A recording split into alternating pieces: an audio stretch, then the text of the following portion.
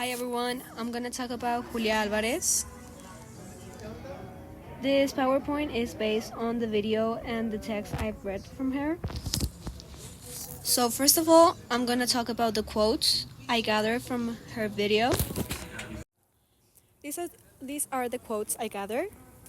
So the first one is, I had to learn how to read the body language. I believe every one of us has learned how to read body languages, either from our friends or family. So from our friends, for example, we have learned how to read when they're sad. And from our family, we have to learn when they're mad at us, when they have something they're hiding, etc. The second quote is, it wasn't either or, it could be both. She's referring from being from two different countries. For example, she's from the Dominican Republic and she had to adapt to be an American. But she sees that as she doesn't have to be either or. She could be both and embrace them. Be open to your new country as an adventure. My point of view on this is, from my experience, I'm from Juarez. It's the Mexico country. And the American country, I study in El Paso, Texas. So we, as immigrants, have to adapt to this new culture. And we sometimes experience these cultural shocks. But we need to view them as an adventure, because if not, we feel this pressure to adapt or to feel like we belong to a country we're not related to or not experience as much as the country we're native. This last quote, I refer it as the 3 past ones. You'll become somebody else, but you don't lose the connection to the past and where you came from.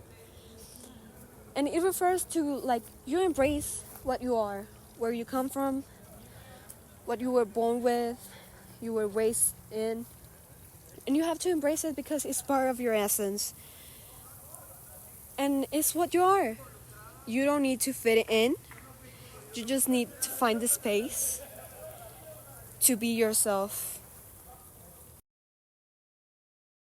Next, I have a resume about the video I just watched from her.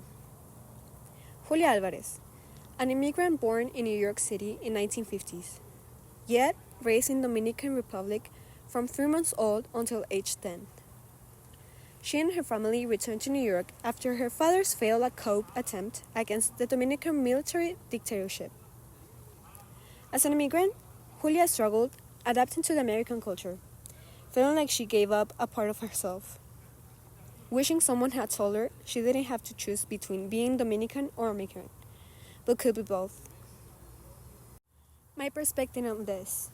This video made me feel a sense of empathy for Julia's struggles as an immigrant, and balancing personal history and adapting to a new culture.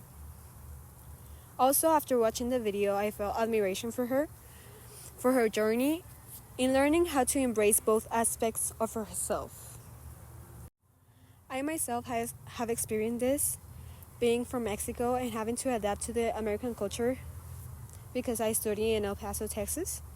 So it has been a challenging journey, but also I've learned how to embrace my culture and the essence I grew up with.